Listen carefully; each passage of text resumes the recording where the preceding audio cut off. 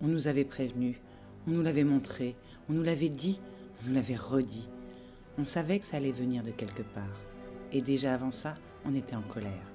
La menace était partout, scientifique, naturelle, sociale. Et pourtant, on ne s'y attendait pas comme ça. Et du jour au lendemain, on était, paraît-il, en guerre.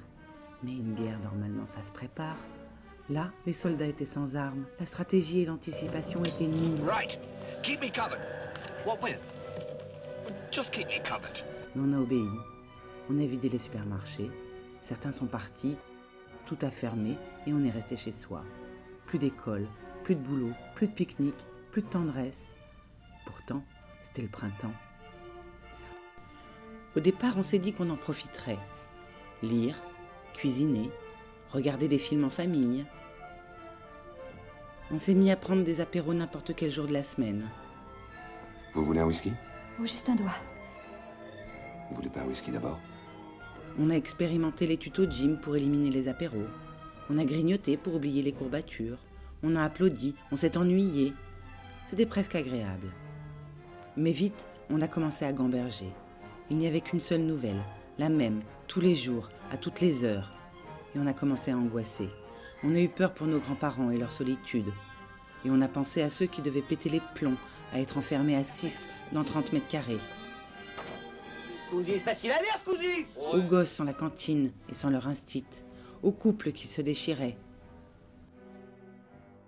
Et qu'est-ce qu'ils faisaient là-haut? Un pas en avant, 2 pas en arrière, ordre et contre-ordre, on n'y comprenait rien.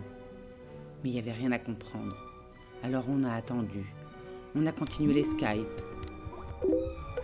On a fabriqué des masques, puisque ceux que l'État avait achetés en catastrophe n'arrivaient pas. On a commencé à ruminer. Marre de faire à bouffer tous les jours.